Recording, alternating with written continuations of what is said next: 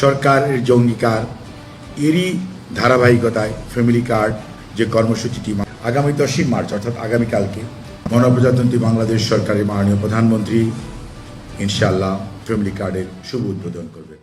নারী প্রধান দরিদ্র পরিবারকে সহায়তা দিতে চালু হচ্ছে নতুন ফ্যামিলি কার্ড কর্মসূচি।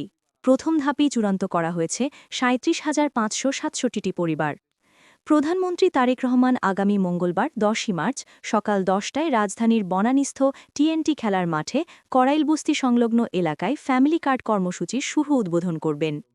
পাইলট প্রকল্প হিসেবে প্রথম পর্যায়ে দেশের ১৩টি জেলার ১৩টি সিটি কর্পোরেশন ও ইউনিয়নের ১৫টি ওয়ার্ডে এই কর্মসূচি বাস্তবায়ন করা হচ্ছে।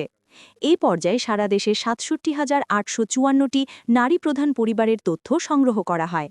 তথ্য যাচাইয়ে ৫১,৮০৫টি পরিবারের তথ্য পরীক্ষা করা হয়, যার মধ্যে ৪৭,৭৭৭টি তথ্য সঠিক পাওয়া যায়। তবে একই ব্যক্তির একাধিক ভাতা গ্রহণ, সরকারি চাকরি বা পেনশন সহ বিভিন্ন কারণে যাচাই শেষে ৩৭,৫৬৭টি নারী প্রধান পরিবারকে ভাতা প্রদানের জন্য চূড়ান্ত করা হয়েছে। এই কর্মসূচির আওতায় প্রতিটি পরিবার পাবে একটি আধুনিক ফ্যামিলি কার্ড, যেখানে থাকবে স্পর্শবিহীন চিপ, কিউআর কোড এবং এনএফসি প্রযুক্তি। একটি পরিবারের ৫ জন সদস্যের জন্য একটি কার্ড দেওয়া হবে। যদি যৌথ বা একান্নবর্তী পরিবারের সদস্য সংখ্যা বেশি হয়, তাহলে আনুপাতিক হারে একাধিক কার্ড দেওয়ার বিষয়টিও বিবেচনা করা হবে। এই কার্ডের মাধ্যমে প্রতি পরিবার মাসে ২৫০০ টাকা করে ভাতা পাবে। ভবিষ্যতে সমমূল্যের খাদ্যপণ্য সহায়তা দেওয়ার বিষয়টিও বিবেচনায় রয়েছে।